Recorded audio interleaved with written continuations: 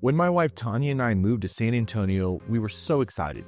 It was a new city, a fresh start, and it even had some of the sunshine we loved in Florida and California where we're both from. But I'll be honest, we got a few things wrong.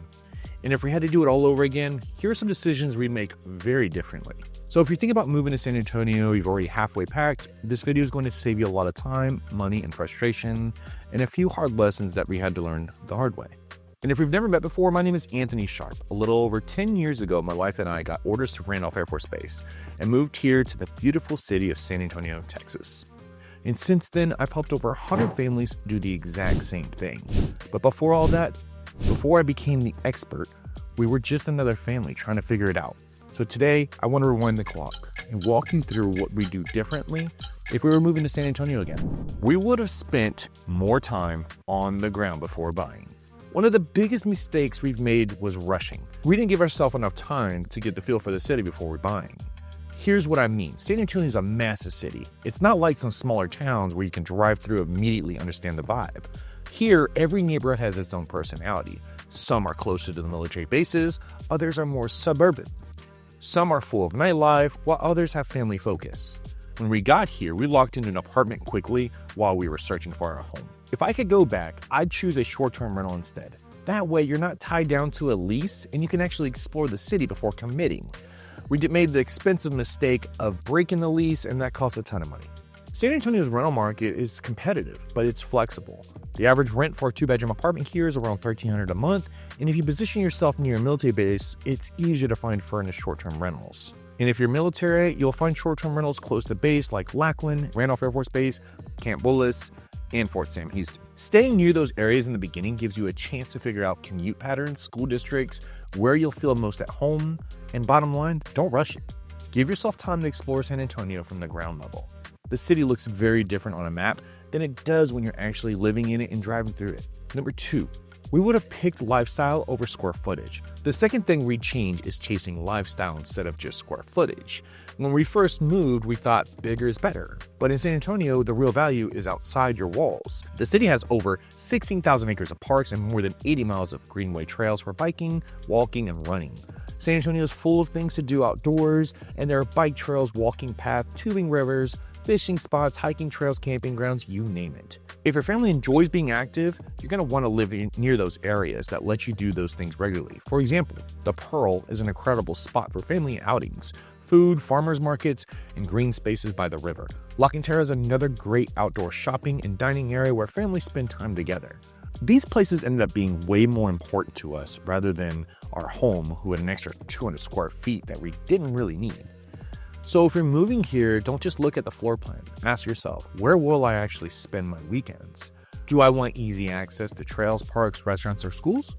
Your lifestyle will impact your happiness way more than just the number of bedrooms you have. Number 3, we would have factored in commute and traffic reality. This one hit us hard, commute and traffic. Here's the truth. San Antonio is the 7th largest city in the US, and it's also the fastest growing big city, adding about 34,000 new residents just last year. And that growth brings opportunity, but also means more traffic. Now, is traffic here as bad as Houston and Austin? Not necessarily, but the average commuter will spend around 50 hours a year stuck in traffic. With all the construction going on I-35 corridor and the constant revamps on the 1604 loop, you've got to factor in delays. The roads here seem like they're always under construction, and I-35 has been a headache for years. It'll be a couple more years before the dust settles, and the 1604 loop is another one that's constantly being revamped. Add in rush hour, and suddenly what should have been a 20-minute drive turns into a 45-minute drive or more. For us, we didn't factor this in enough. We thought, it could just be a short drive on the map, but in reality, we were losing hours every week sitting in traffic. If we had done more research on the commute times, we would have chosen a different location to cut down on the stress. So my advice, if your work requires travel across the city, add at least 30 minutes to whatever Google Maps says. Then ask yourself, is that something you're okay with living with? That one factor can change your whole experience living here. Number 4, we would have asked more questions about soil foundation. This one's not as exciting, but it's one of the most important. Soil and foundation. San Antonio is built on clay soil, and clay doesn't drain water well. When it rains, water tends to puddle instead of soaking through the ground, and that creates foundation problems. Some parts of the city have more rock and better drainage, but a good 60% of San Antonio has clay soil. Here's the mistake we made. We didn't ask enough questions about this before buying our home. 5 years later, we were dealing with cracked tiles, cracked walls, and backyard drainage issues. The slope of our yard was too flat, which meant water just sat there instead of moving. Literally, we would have a pond in our backyard when rainy season happened. In the end, I spent over $10,000 reshaping the yard to fix the drainage. That's money I wish I would have saved. So here's what I tell my clients now. Don't just look at the house, look at the yard. Look at how the water drains. Ask the inspector about the soil. Even a home that looks perfect can develop big issues later if the foundation isn't taken seriously. A backyard pond might sound nice, but not when it's unintentional. Number 5, we would have found our people faster. The last lesson is about community. We took too long to plug in, and I wish I would have been a little bit more intentional from day one. When you move to a new city, it's not just about the house, it's about the community. And for us, as veterans, that community was other military families. And here's the good news. San Antonio is nicknamed Military City USA for a reason. It's home to over 250,000 veterans and countless active duty families.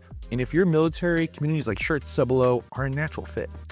Plus, they're close to bases that fall under well-rated Schertz-Cibolo Universal ISD. And it's not just military. Different parts of the city have its own communities. Healthcare professionals often flock to the north and south sides. East and west sides are heavily military. Every area has its own rhythm, its own support systems. And here's something I wish I knew earlier. The median age in San Antonio is about 35 years old. That means it's a young, family-friendly city where you won't have trouble finding people in the same stage of life. And looking back, if we had plugged into all those communities a little faster, building friendships, finding people who share your lifestyle, makes San Antonio feel like home much quicker. The house is important, but the people you surround yourself with matter even more. So those are 5 things Tanya and I would do a little different if we were moving to San Antonio again. At the end of the day, moving here was one of the best decisions we've ever made, but we definitely learned some lessons along the way. If you're planning a move and want to avoid some of the mistakes we've made, I'd love to connect, whether it's our neighborhoods, schools, commute times, or foundations. I've been there, and I can help you make the right move. And that's all for today. My name is Anthony Sharp. Let's make your move to San Antonio a success. And this is Sharp Moves.